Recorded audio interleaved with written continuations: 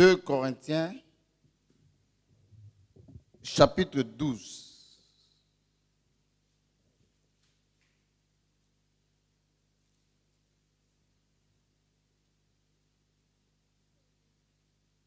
Chapitre 12. Nous allons commencer à lire à partir du verset 5. Je me glorifierai d'un tel homme, mais de moi-même, je ne me glorifierai pas, sinon de mes infirmités. Si je voulais me glorifier, je ne serais pas un insensé, car je dirais la vérité, mais je m'en abstiens, afin que personne n'ait à mon sujet une opinion supérieure à ce qu'il voit en moi ou à ce qu'il entend de moi. Et pour que je ne sois pas enflé d'orgueil à cause de l'excellence de ces révélations, il m'a été mis une écharde dans la chair, un ange de Satan, pour me souffleter et m'empêcher à m'enorgueillir. 3 fois, j'ai prié le Seigneur d'éloigner de moi. Et il m'a dit, ma grâce te suffit, car ma puissance s'accomplit dans la faiblesse. Je me glorifierai donc bien plus volontiers de mes faiblesses, afin que la puissance de Christ repose sur moi. Et vous asseoir.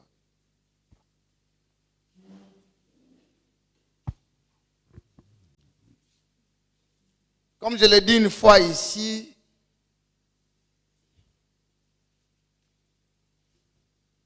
le monde sur lequel nous vivons aujourd'hui, la terre ici, est rempli de minerais.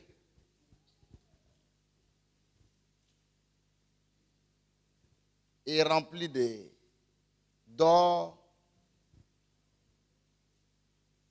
est rempli de manganèse, de cobalt,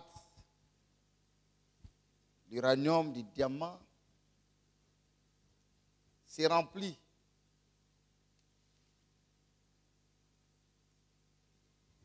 Mais si tu ne cherches pas, et tous ces métaux-là, rares, ils ne sont jamais exposés comme ça pour que n'importe qui vienne ramasser. Vous ne pouvez pas trouver de l'or à ciel ouvert, comme ça il n'y en a pas assez de sites. Mais ces minéraux-là sont cachés. On m'a dit même qu'en Côte d'Ivoire, ils ont découvert beaucoup d'or. Mais là où on a découvert de l'or, en Côte d'Ivoire ici, cet or a toujours existé là-bas. Mais si tu n'as pas cherché, tu ne pourras pas trouver. Mais il y a pourtant des gens qui vivaient là, dans ces endroits-là, des années, peut-être même quelqu'un a vendu même sa portion de terre à quelqu'un à un vil prix, ne sachant pas qu'il y avait de l'or. Un jour, frère Branham m'a dit à des croyants, allez-y là-bas, il y a du pétrole. Ils n'ont pas cru. Même où nous sommes ici, là, nous ne savons pas ce qu'il y a en dessous de où nous sommes ici. Peut-être ce qu'il y a en dessous d'ici, là, a plus de la valeur même que ce que nous avons conçu dehors. Le monde, ici, ceux qui arrivent à s'enrichir ou à s'épanouir dans ce monde, c'est qu'ils arrivent à trouver certains secrets que les autres n'ont pas.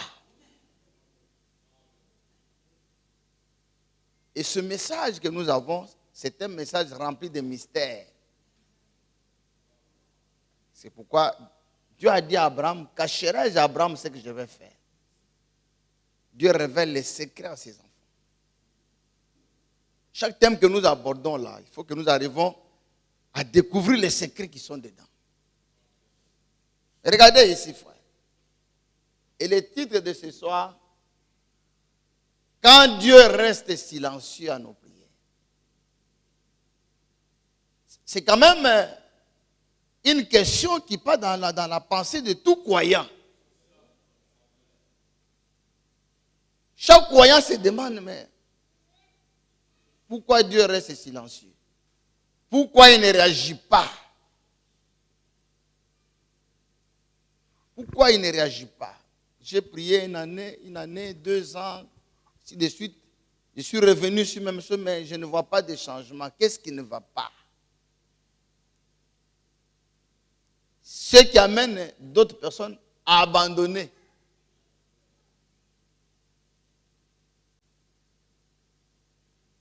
D'autres n'abandonnent pas, mais ils sont frustrés. Et cette frustration-là crée un sentiment de révolte. Mais ils ne peuvent pas aussi parler parce qu'ils ont peur de Dieu. Mais en eux, ce sont déjà des gens qui sont révoltés. Quand vous avez des gens qui sont révoltés, c'est des bombes à retardement. On ne sait pas à quel moment ça va exploser. Quand Dieu reste silencieux à nos prières et qu'il n'exauce pas. Ici, il nous donne un cas. L'apôtre Paul. Ce n'est pas quelqu'un qui lui a prêché la parole. Ce n'est pas un évangéliste qu'il a rencontré. Dieu lui-même.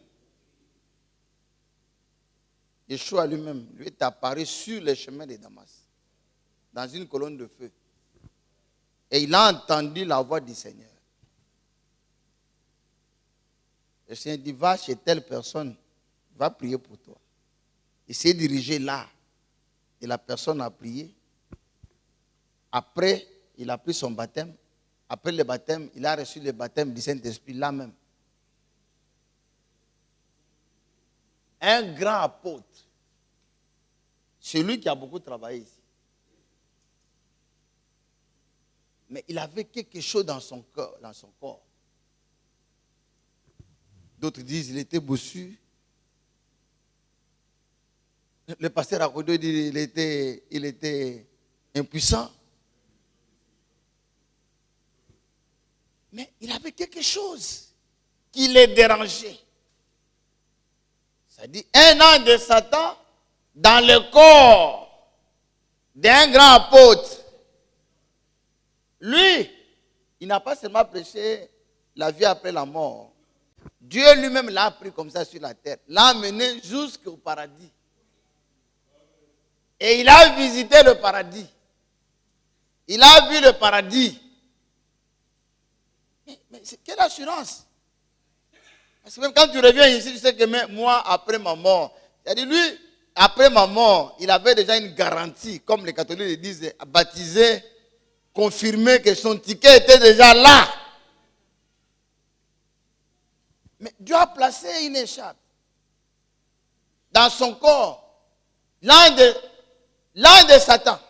Mais qu'est-ce que Satan peut faire dans ton corps de bien si ce n'est te faire du mal?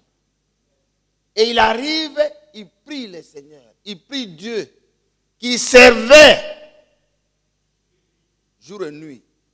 Il prie, il dit 3 fois, j'ai prié, pas de réponse. Mais néanmoins, les malades, les paralytiques, les morts, Paul le ressuscite. Tu viens prendre un mouchoir, touche le corps de Paul, tu vas à l'hôpital, tu touches les gens reviennent à la vie. Mais lui-même a un démon qui les dérange. Que faire? Il pose la question au Seigneur. Le Seigneur dit, j'ai placé cet ange dans ton corps pour que tu ne sois pas orgueilleux.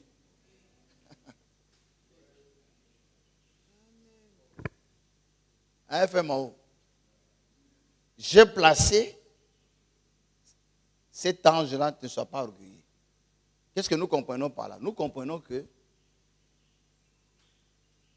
le Seigneur ne réfléchit pas comme nous. C'est-à-dire, il est plus préoccupé par notre relation personnelle avec lui que pas notre confort.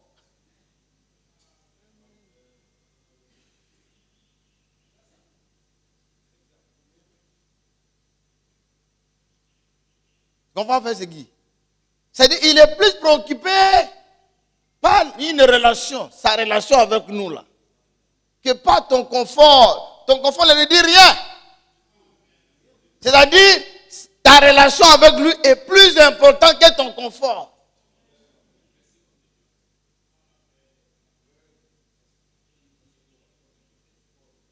C'est-à-dire, ta vie terrestre là, ça ne l'intéresse pas. C'est-à-dire, ta vie après la terre est plus importante pour lui que ta vie terrestre.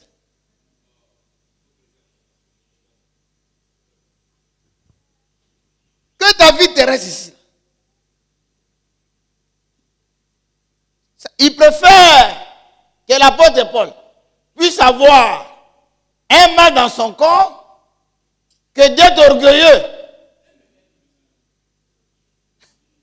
Car s'il est orgueilleux, il suit la voie de Satan. Là, c'est lui l'orgueilleux. Pour l'empêcher de ne pas être orgueilleux, qu'est-ce qu'il faut faire? Je mets ça. Tu souffres. Je suis content, mais tu n'es pas orgueilleux. C'est mieux que d'être en bonne santé, être orgueilleux.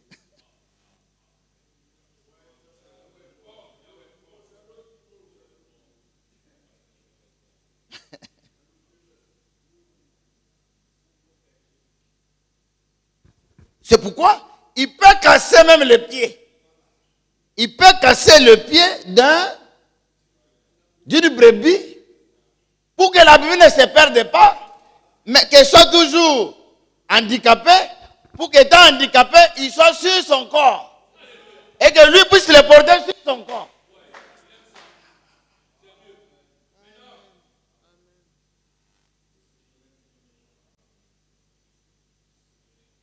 Vous allez voir maintenant, si on a découvert ces secrets, nous saurons maintenant comment prier, qu'est-ce qu'il faut chercher.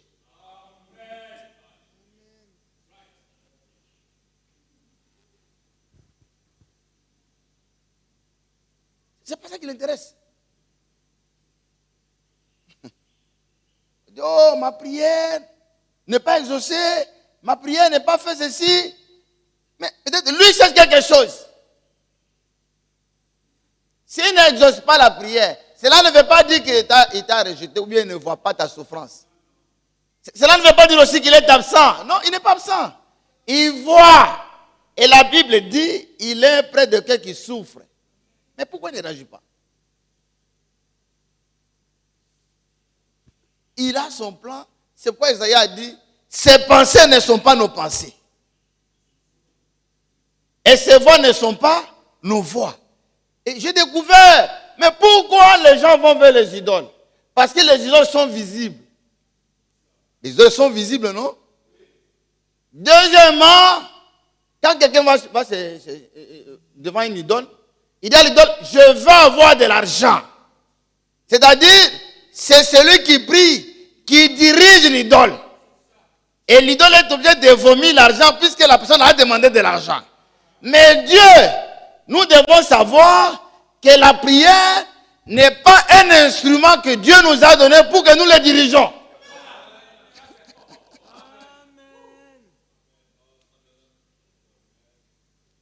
Dieu n'est pas une idole.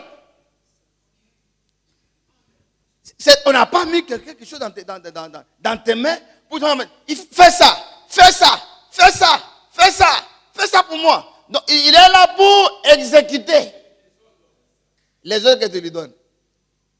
Et selon ton bon plaisir et selon le temps que toi tu lui accordes. Oui, c'est quoi l'homme? C'est profond, non?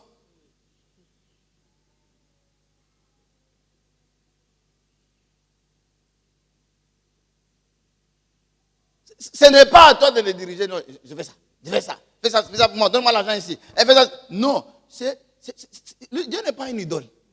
Ce n'est pas ta statue du village là. Ce n'est pas la forêt, ce n'est pas le masque.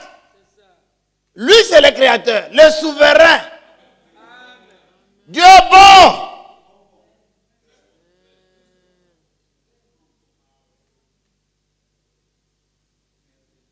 Alors, ça dit, quand vous voyez qu'il n'exauce pas la prière, tu dois d'abord te réjouir parce qu'il n'a pas encore exaucé la prière. Cela veut dire qu'il y a quelque chose de bien qui cherche en toi.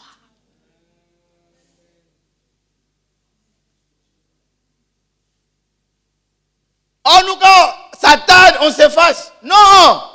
Quand ça tarde, là, c'est qu'il y a quelque chose. Ça ne tarde pas pour rien. Ça ne tarde pas pour rien. Frère Branham dit que Dieu ne donne pas les épreuves à n'importe qui.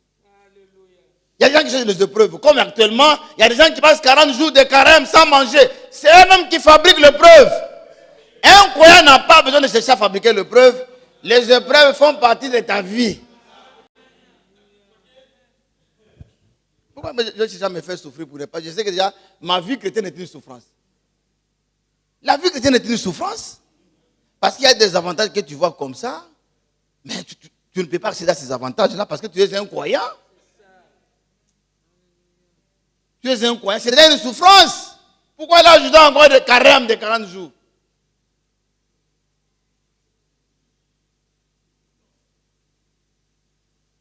Mais faire souffrir. Oh, déjà, la vie chrétienne est une souffrance déjà.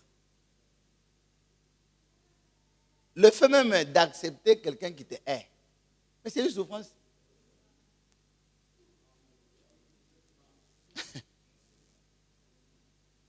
Le fait même que tu sois là, que tu n'es pas capable d'insulter celui qui t'insulte. C'est une souffrance. Tu vas l'ajouter encore ça à la fin. Le fait même que tu vois une occasion pour voler, tu ne voles pas. C'est déjà bon, c'est une souffrance. Et tu vas ajouter encore la famine encore.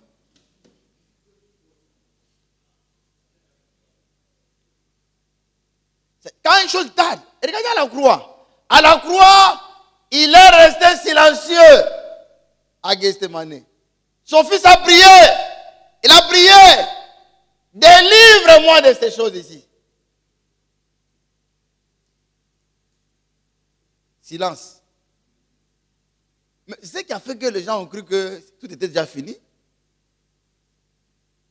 Les gens ont dit non, peut-être comme on l'a arrêté.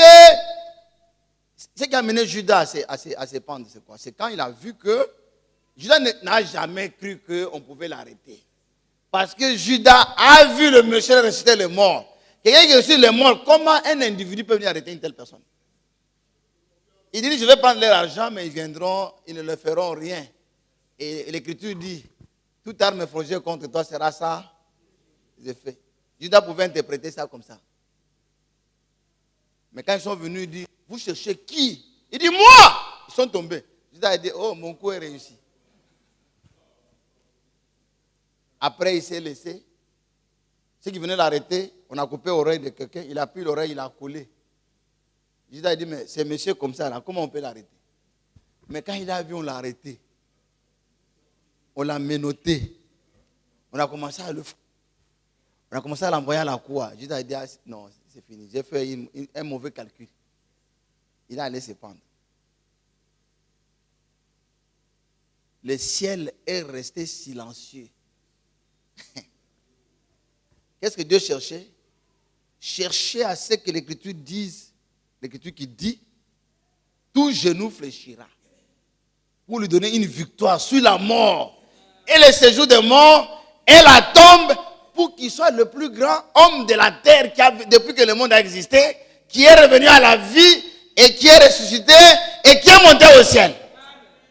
C'est ce qui fait de lui différent de d'autres prophètes, de Bouddha, de Mahomet. Sinon, ils ont traîné aussi des gens, mais lui, aucun d'eux n'a laissé la tombe vide. Osiris n'a pas laissé de tombe vide. Maintenant, comment pouvait-il avoir ces témoignages s'il n'était pas passé par la mort? Il fallait que Dieu reste silencieux. Sans répondre. Il dit non pas ma volonté, mais ta volonté à toi. Lui n'est pas venu dire non, je veux que ma volonté s'accomplisse. Non. Alors, ça c'est une raison. Quand vous voyez la prière tarde, C'est Dieu qui veut t'amener. Il veut donner une grande chose. Il veut t'amener d'abord, que tu réfléchisses d'abord à ta relation avec lui.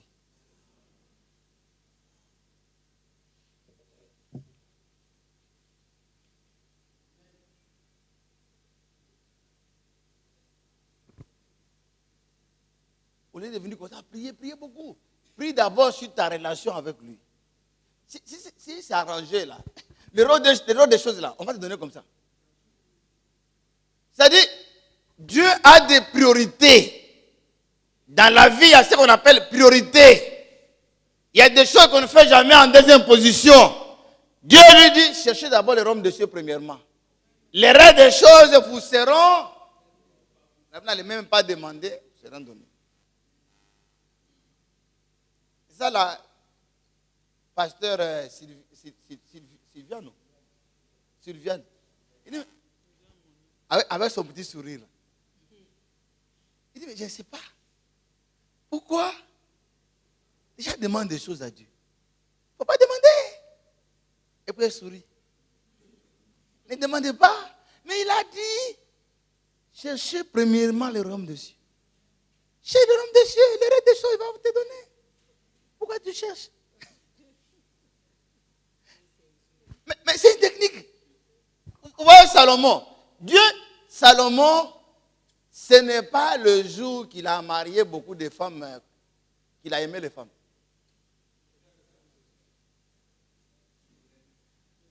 Il y a des gens, quand quelqu'un se marie, non, il aime les femmes. Non, ce n'est pas le jour qu'il a marié là qu'il aime les femmes. Il a toujours aimé. Mais il attendait que le fruit se manifeste. Salomon, lui, depuis sa jeunesse, là, quand il grandissait, il aimait. Parce qu'il avait quelque chose que son père lui avait donné dans son ADN. Il y avait la sexualité. Sa mère aussi lui a donné un peu. Il avait les deux, de son père et de sa mère. Mais ça est dans l'ADN. Comment on peut cacher ce qui est dans l'ADN? C'est que ça dormait seulement. Pour qu'un jour ça se manifeste. Ne vous préoccupez pas. Non, c'était en lui. Frère, si ce n'est pas en toi, on peut même aligner plusieurs femmes ça là. Tu ne feras rien. Mais si ça y est en toi, tu peux même dormir. Et même là, tu es marié dans le sommeil. Frère Branham dit, la reine Vasti n'est pas devenue têtue le jour de la fête. Non. Elle était têtue il y a longtemps. Donc il a fallu que la fête sorte. C'est ce qu'elle était têtue. Donc, les églises nationales là, ce n'est pas... Elles ne sont pas devenues têtues avec le message. C'est le message qui nous a fait savoir qu'elles sont têtues. Sinon, elles étaient têtues depuis longtemps. Ça dormait. Maintenant, Salomon, un homme qui aime les femmes, il aime aussi l'argent. Parce que sans l'argent, c'est quelle femme qui va t'aimer?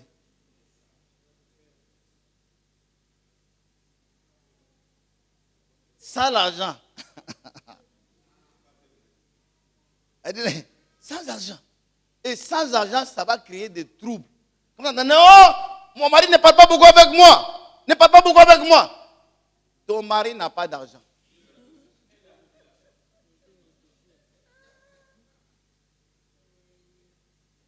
Oh, il ne me fait pas sauter.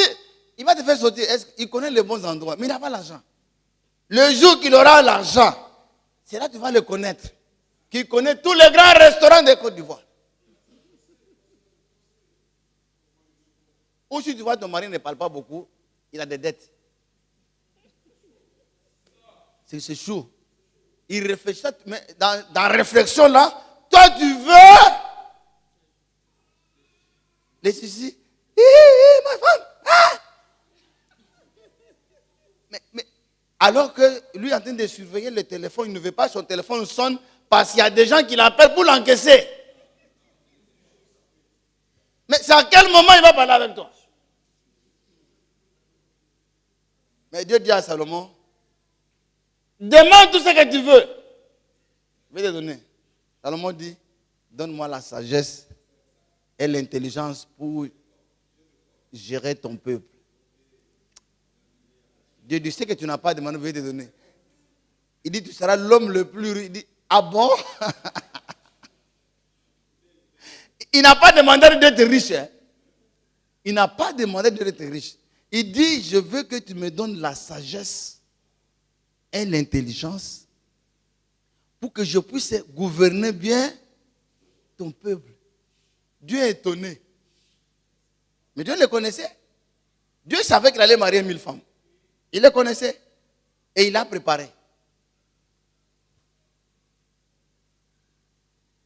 Dieu dit, tu seras l'homme le plus riche et le mieux habillé depuis que le monde existe.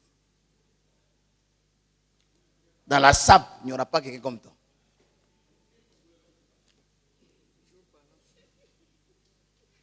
Et les femmes entendaient ça. Les femmes entendaient ça, frère. C'est-à-dire, mais quand il dit, tu seras la 989e femme. Il dit oui. Il n'y a pas prière. Si vous voyez une femme qui prie beaucoup, c'est que tu n'as rien. Quand il y a l'argent là, il n'y a pas prière. Si tu as dit, bon, je prie. 1 heure après, il va t'appeler. Non, c'est bon. C'est bon, frère. Si tu as la chance, sur le champ, on te donne la réponse. Donne la réponse. Elle dit, il faut savoir positionner les terrains. Moi, quand il demandait la main, sur place, il m'a donné la réponse. Il faut préparer. Il ne faut pas venir brusquement. Non, je veux. Non. Tu prépares, on te donne la réponse le même jour.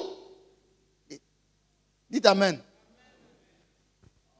Donc, c'est qu'il faut chercher plus là. Parce que Dieu peut tarder parce que tu as peut-être confessé dans ta vie. Il veut d'abord que tu mettes ça en ordre.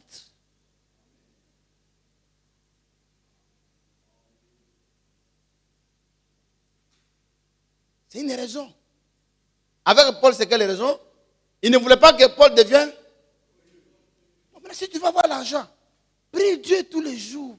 Pardon, Seigneur. Fais-moi un homme humble.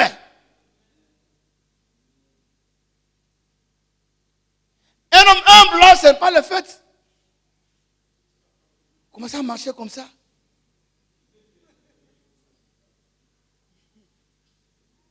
C'est-à-dire, un homme humble, que je sois quelqu'un, même si on m'insulte, que je ne réponde pas. C'est que, frère, tu es en train de préparer de donner l'argent.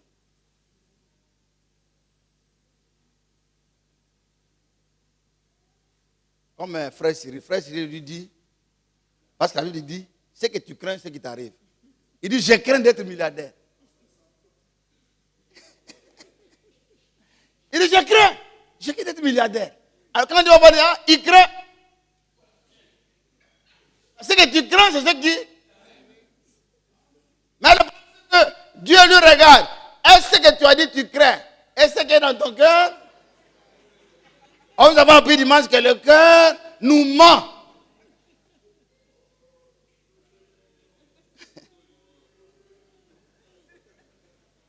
Que Dieu vous bénisse.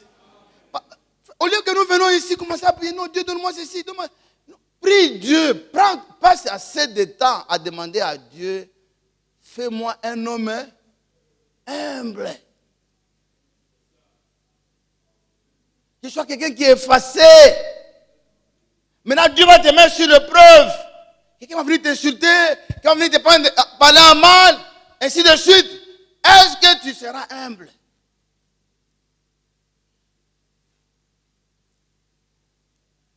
Tu n'as pas encore de l'argent.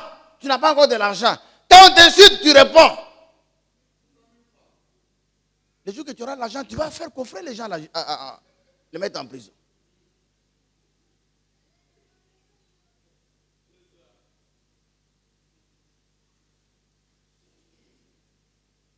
Hein, frère? Premièrement, nous devons demander à Dieu. Donc, passons assez de temps à demander à Dieu. Yahweh, façonne-moi. Yahweh. La Bible dit, les yeux de Dieu parcourent la terre pour regarder ceux qui ont le cœur. Ils regardent à lui. Nous devons prier Dieu, passer assez de temps pour prier. Ça dit parler à Dieu de notre propre vie. Ne fais pas que je sois orgueilleux.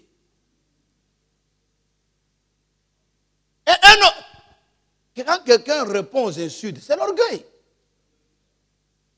Quand on répond aux insultes, c'est l'orgueil.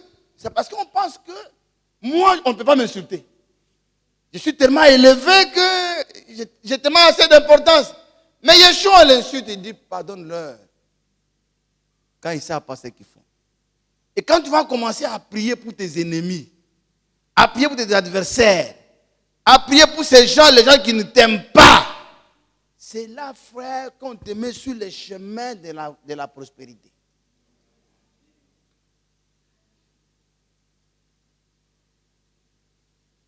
Et la vraie humilité, c'est l'observation de la parole de Dieu.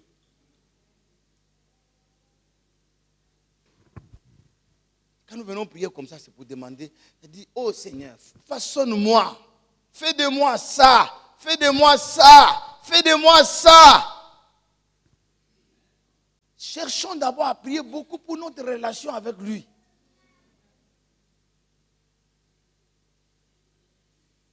Des fois, quand ça tarde, ça a une raison.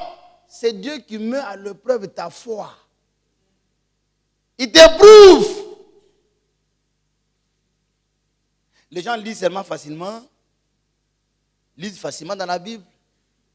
Joseph, à 17 ans, il a vu une vision, un songe, où les étoiles adoraient, ainsi de suite. Il a été vendu et à l'âge de 30 ans, il sortit de la prison. Ça fait combien d'années? Ça fait combien d'années? 13 ans.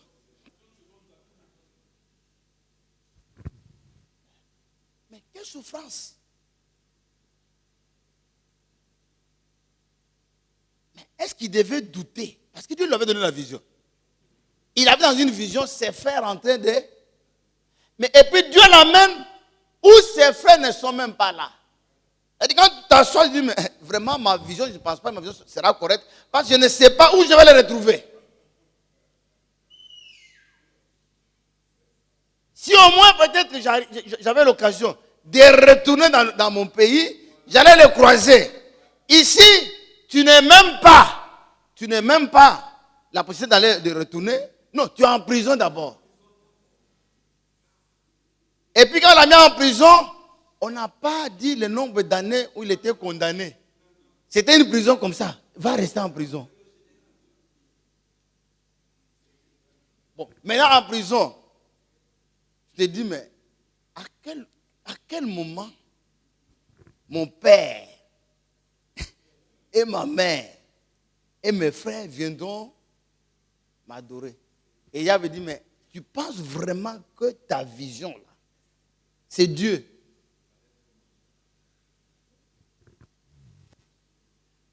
Oh, la stratégie de l'ennemi, c'est de faire douter la parole de Dieu. De faire douter la parole et de faire douter de la bonté de Dieu et de son amour. C'est ça. Les diables sur la terre, c'est pour faire douter de la bonté de Dieu, de l'amour de Dieu. Pour te dire que Dieu, ce n'est pas un bon monsieur, il ne t'aime pas.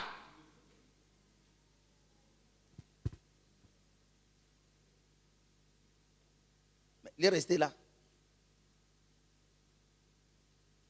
Et une fois même, quelqu'un est sorti de la prison. La personne lui a donné la promesse. Dès que je sors, j'arrive au palais royal, je vais te faire sortir. Elle dit, oh, c'est pour moi une occasion, peut-être la prophétie, la vision va. L'homme arrive là-bas, il oublie. C'est-à-dire, il rend tout impossible. Et quand Dieu reste silencieux comme ça, il rend tout impossible. Il n'a jamais pensé que Dieu allait passer par Pharaon pour que Pharaon puisse avoir un songe et qu'il soit troublé et que personne ne soit capable d'interpréter le songe. et que lui vienne interpréter le songe, sauvé par le monsieur qui avait dit qu'il allait se souvenir de lui. C'est finalement lui qui allait dire à Pharaon qu'il y a un monsieur là-bas qui interprète bien le songe. Quand Dieu reste silencieux, ne soyons pas distraits.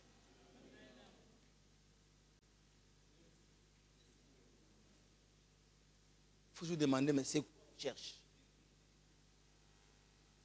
Peut-être qu'il veut que tu viennes à la prière.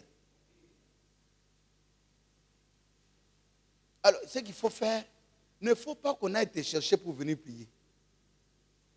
Sois disponible pour prier. Sinon, si Dieu doit t'amener à te forcer à venir à la prière, il peut utiliser n'importe quelle méthode.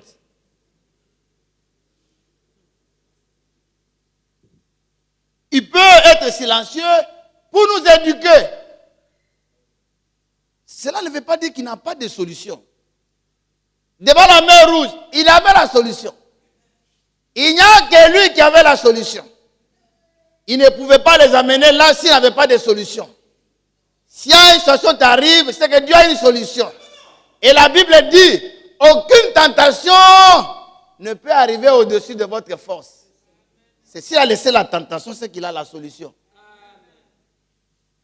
Il a la solution. Ne pense pas qu'il n'a pas la solution.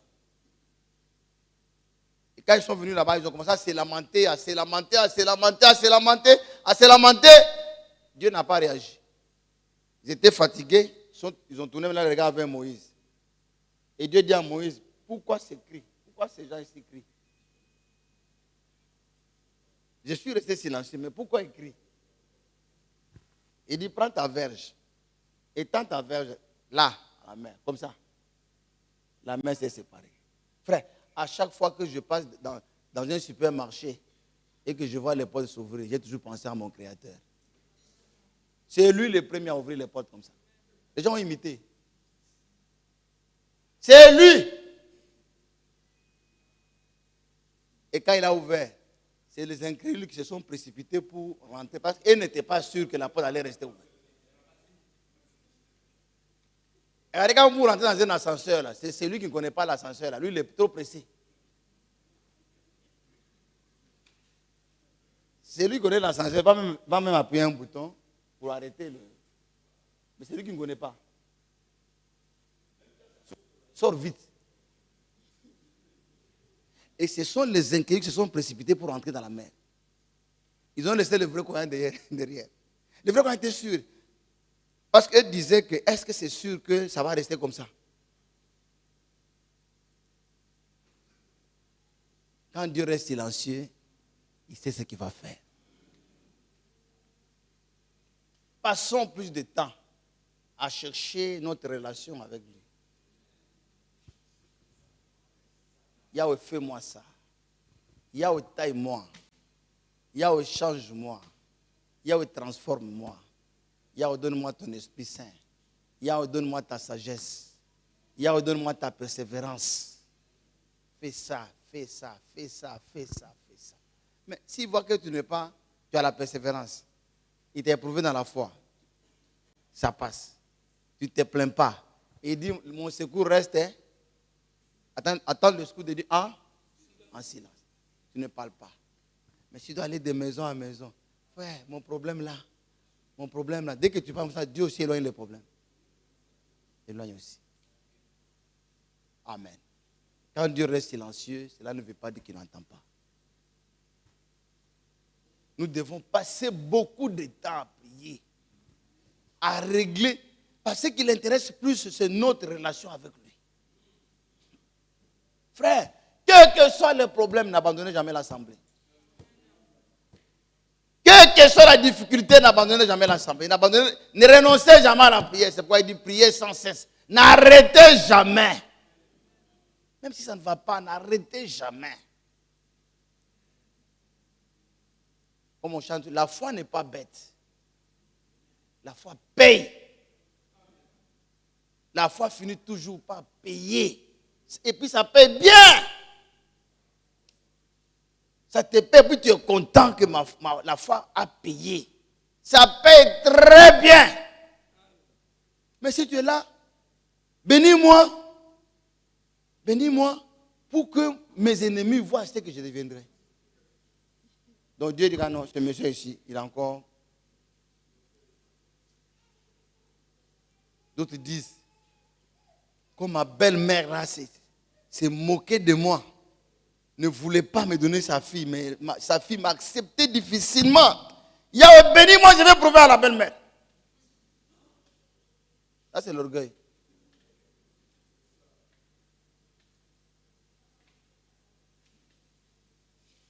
C'est l'orgueil. D'autres vont dans les mariages fâchés. Il y a une soeur comme ça, amie à frère Clément. Il y avait une soeur, très belle soeur qui donne le message. Quand on prêche, toujours debout. Amen, amen, amen.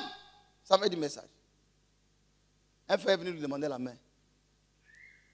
Un professeur d'une école ici.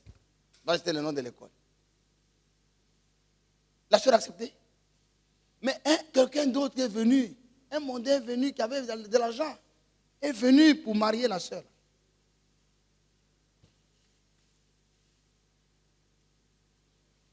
La soeur, elle a quitté le message. Elle a suivi le monsieur. Ils ont fait un grand mariage. Ils ne dépensent pas 18 millions à Bassam. Soit là à Dubaï et ainsi de suite.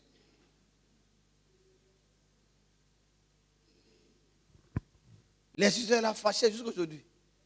Il y a des gens qui se fâchent.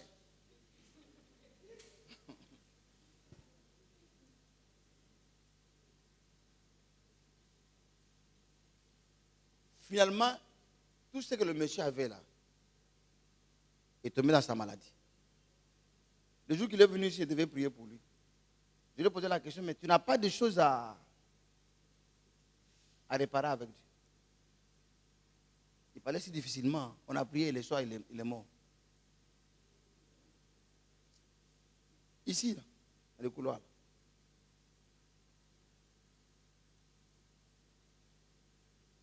Tout l'argent est parti.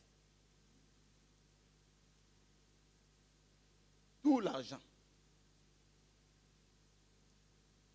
Ils ont eu des enfants.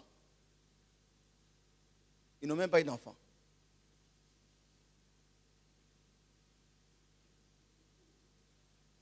Ils n'ont même pas eu d'enfants. Dans la vie, il y a des choses qu'il ne faut pas faire. Il ne faut pas faire du mal aux gens. Quand tu as la force, Dieu donne la force pour aider les gens. La force n'est pas donnée pour écraser les gens. Ne fais jamais ça. Vous avez quelque chose, pensez aux autres. Je voulais lire un verset dans le psaume, mais je suis allé dans Job. Mais j'ai dit que ce verset-là m'a beaucoup plu. Job 34. Job 34. Nous devons être comme Yahweh lui-même. Donc si la prière tarde, ne soyez pas découragés. Si on pouvait passer tout notre temps, Yahweh béni. Fais ceci pour moi, fais ceci pour mon mari, fais ceci pour ma femme, fais ceci pour mes enfants, fais ceci pour qu'ils soient toujours dans la volonté de Dieu. C'est ça, on doit beaucoup prier pour ça. Les restes des choses là, c'est pas. Dieu lui voit. Si notre relation est bonne là, il n'y a rien, nous aurons tout ce qui est sur la terre. Il va nous donner.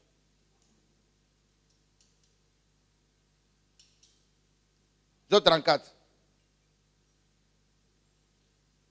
Verset 12. Non, certes.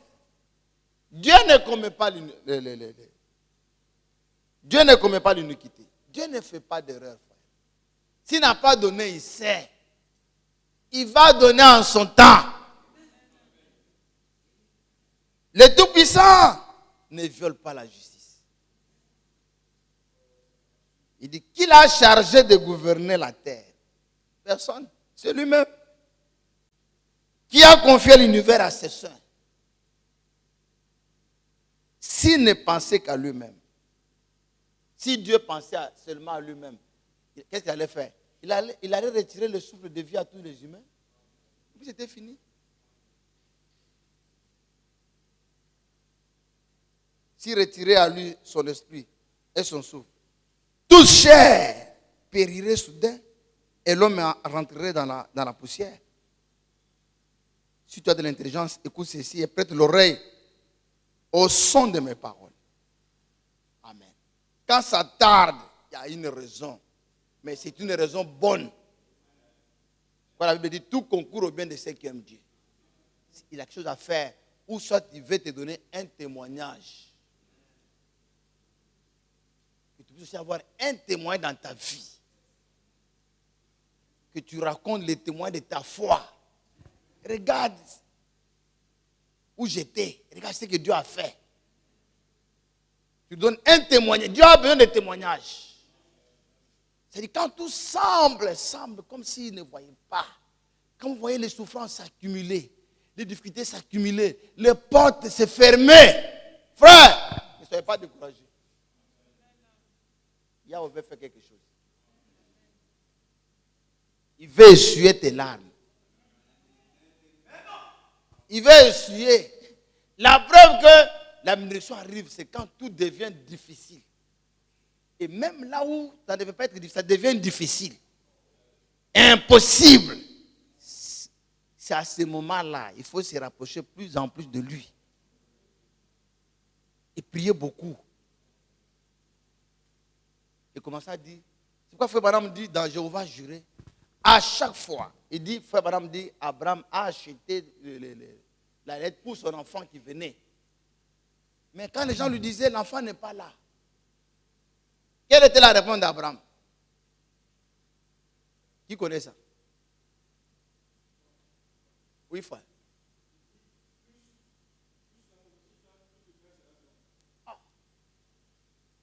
C'était ça son témoignage. Ah, ce vieux-là, il a attendu l'enfant il y a très longtemps. Le voilà même. Sa femme a atteint la ménopause. Les gens se moquaient. Mais au lieu qu'Abraham écoute les moqueries des gens, au contraire, lui glorifiait le nom du Seigneur. Il dit, hey, Dieu merci. Plus le temps tarde, plus mon miracle devient grand. Un enfant de Dieu ne doit pas chercher de petits miracles. Il faut chercher de grands miracles, de grands témoignages. Enfin, quelqu'un qui va laisser les enfants, le compagnon de Daniel, être jeté dans la fournaise de feu. Pourtant, il pouvait intervenir, dire au roi, ne fais pas ça. Il allait même frapper le roi sur place, le roi allait mourir. Non? Ils ont prié. Le roi en bonne santé. On dit, est-ce que vous voulez qu'on vienne dans le feu ou vous renoncez? Il dit oui. Quand on les a balancés comme ça, et qu'ils ont vu le roi s'incliner, ils ont dit non, le roi est en train de regretter. Peut-être il va dire d'arrêter. Non. On leur a demandé, vous voulez dans le feu? Vous voulez? On va avec eux comme ça. Quand on vient, il dit, vous voulez encore? Il dit oui. Finalement, ils sont comme de la blague. Ils sont montés jusque dans le feu. C'est là que Dieu est descendu pour les délivrer. Et Frère Branham, vous savez le miracle qui a eu lieu? Frère Branham dit, le roi a ordonné de chauffer le feu 7 fois. Et quand on a chauffé le feu 7 fois, le feu a perdu la teneur pour brûler.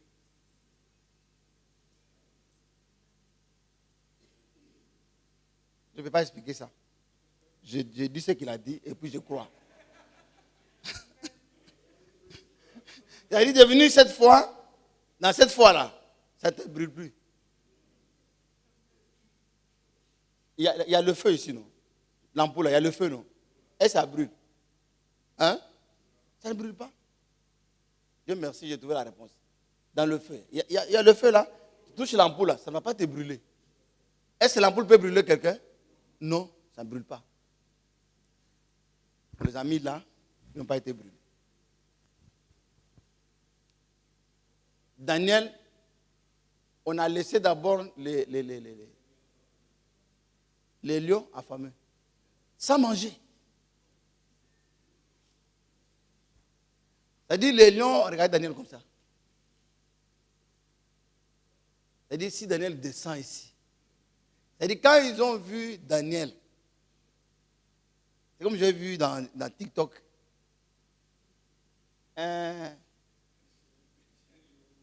Non, pas un chien, un singe. Sur un arbre. En train de provoquer les lions affamés. Et il est descendu jusqu'à ce niveau ici. Et puis il fait ça. Les lions sont dans l'eau, les lions sautent. Où ils sautent là? Les singes, un peu. Mais ils ne peuvent rien faire parce qu'ils ne peuvent jamais sauter là où il y a les singes. Et les singes est là en train de s'amuser.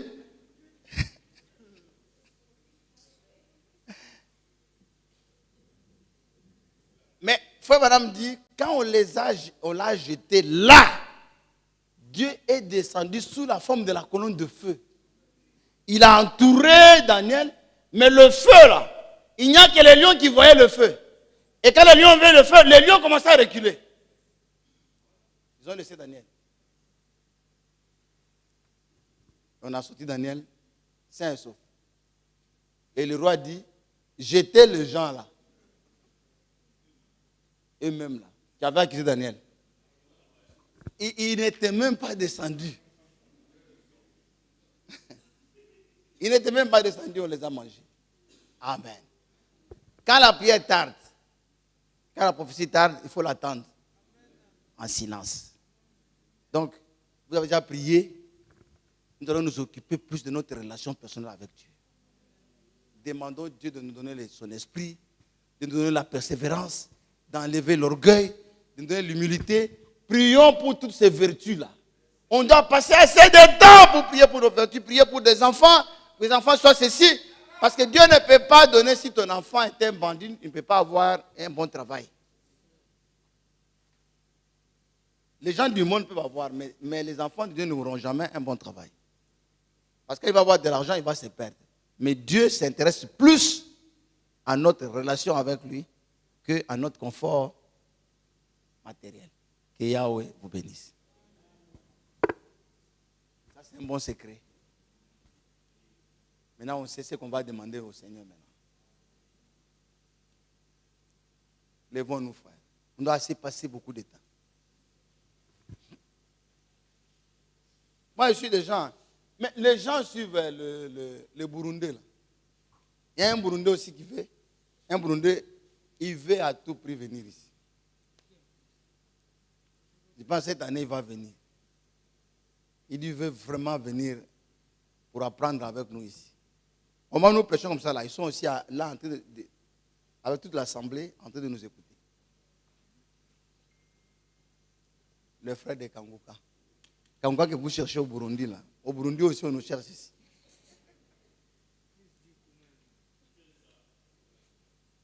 Il dit, passez assez de temps à adorer le Seigneur, qui a beaucoup demandé des choses.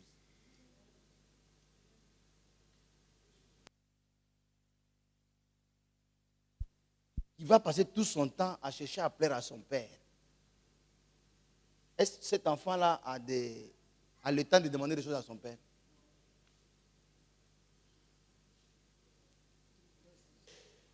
Hein? Un enfant.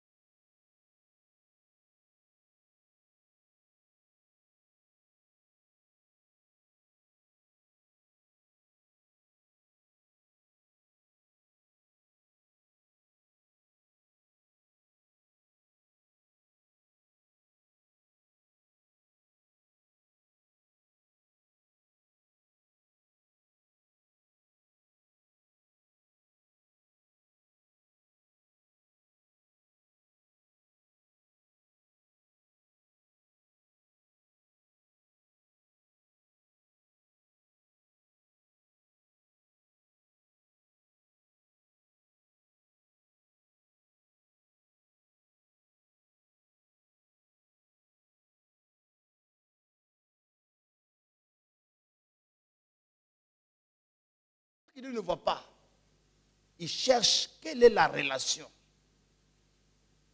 Est-ce qu'il veut nous rapprocher de lui? Est-ce qu'il veut nous donner un caractère? Est-ce qu'il veut éprouver notre foi? Tout ce qui arrive dans la vie, c'est ça. Et c'est un moment que je puisse aussi fouiller dans ma vie pour savoir est-ce que je n'ai pas de choses à régler. C'est ça le but du silence de Dieu. Et j'apprenne aussi que Dieu est souverain. Que ce n'est pas mon boy pour que je puisse dire fais ça, fais ça, fais ça, fais ça, fais ça, fais ça, fais ça. Ce n'est pas à moi de lui donner des indications. Yeshua dit, lui passait tout son temps. Il dit, le Fils ne fait rien que ce qu'il va faire. C'est-à-dire, lui, quand il allait prier, c'est pour demander à Dieu, tu veux quoi? Tu veux quoi? Tu veux quoi? Dans mon ministère, tu veux quoi? Tu veux quoi? Tu veux quoi?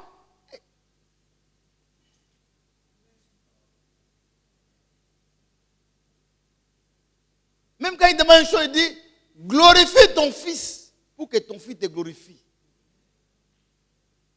Il dit, je veux que tu me donnes des choses pour que moi je te glorifie. Je veux que tu me donnes la santé pour que je te serve avec la santé. Je veux que tu me fasses ceci. Mais si on doit demander pour aller écraser les gens, bien faire de mauvaises choses, pour s'éloigner de Dieu. Tant que quelqu'un s'éloigne de Dieu, c'est la preuve qu'il est en train de s'éloigner de ses bénédictions.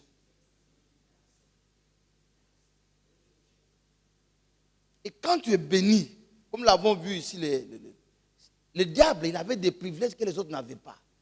Quand tu as des privilèges dans ta vie, il ne faut pas que le privilège t'éloigne de Dieu.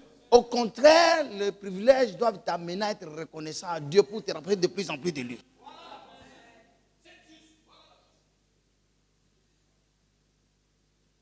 C'est la foi.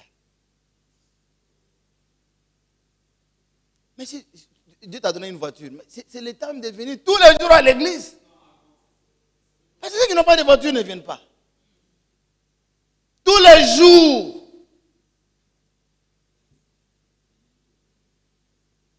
Ce n'est pas le temps d'aller prendre des rendez-vous à côté de... Il dit, non, je prends le café, le thé. C'est depuis quand tu prends le thé avec les grands. Il dit, on prend un thé, un thé. Et puis ce thé-là, petit thé comme ça, 10 000.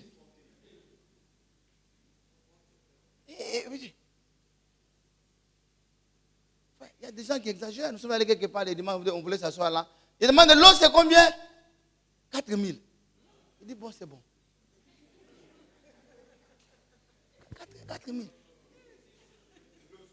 L'eau. Il dit, c'est bon. On n'a pas bu. Et mon eau était dans la voiture. Dès que j'ai fini, je suis allé prendre mon eau, j'ai bu. Mais bouteille 4 000. Qu'on vend 500 francs. Alors, 4 000. J'ai demandé pourquoi. Il dit non, c'est le milieu. Je dis merci. Amen. Vous avez compris ce que nous devons demander au Seigneur? Hein? C'est un secret. Si on découvre le secret là, nous allons vraiment avancer. Nous irons très loin. Et nous serons surpris des grandes bénédictions que Dieu va nous donner. Que Yahweh vous bénisse. Je lève les yeux vers les monts. Oui.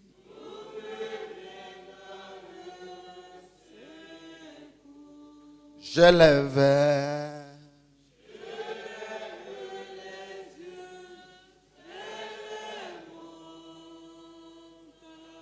Oui.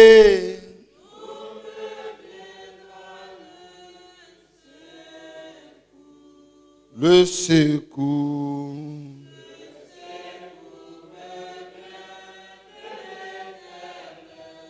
Des armées.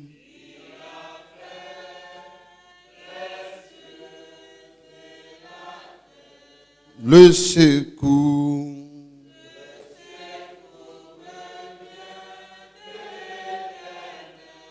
Des armées.